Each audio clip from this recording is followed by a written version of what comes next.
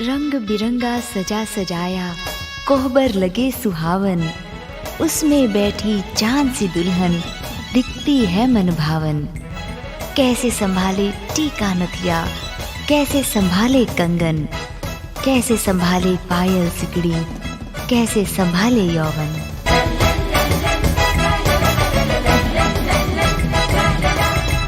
हरे हरे कोहबर में टिकवा संभर गे लाडो, हरे हरे कोहबर में टिकवा संभर गे लाडो। टिकवा से बचवा न हकदार, झम झम के लाडो, टिकवा से बचवा न हकदार, झम झम के लाडो।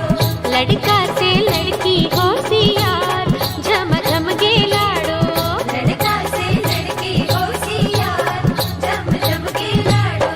हरे हरे कोहबर में टिकवा संभर गे लाडो, हरे हरे कोहबर में टिकवा संभर गे लाडो। टिकवा से बचवा ल हकदार, झम झम गे लाडो, टिकवा से बचवा ल हकदार, झम झम गे लाडो। लड़का से लड़की होशियार, झम झम गे लाडो, लड़का से लड़की होशियार, झम झम गे लाडो।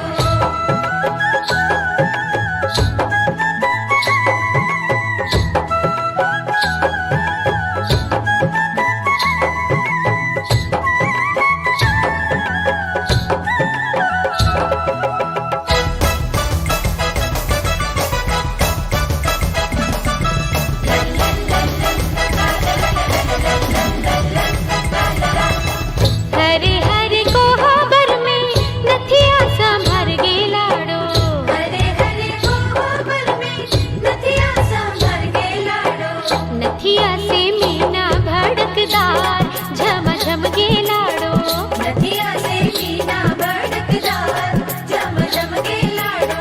लड़का से लड़की होशियार, झम झम गे लाडो, लड़का से लड़की होशियार, झम झम गे लाडो।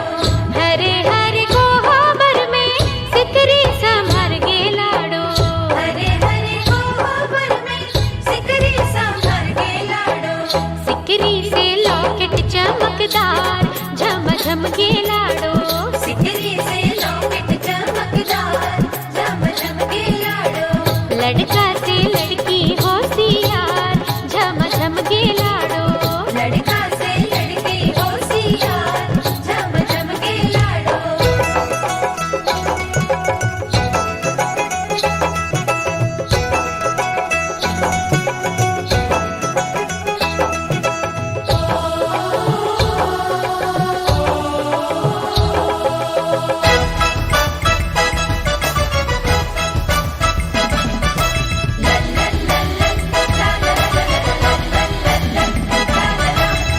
हरे हरे कोहबर में पायल संभर गे लाडो, हरे हरे कोहबर में पायल संभर गे लाडो। पायल से झुमकी छल्लेदार, झम झम गे लाडो, पायल से झुमकी छल्लेदार, झम झम गे लाडो। लड़का से लड़की होशियार, झम झम गे लाडो, लड़का से लड़की होशियार, झम झम गे लाडो।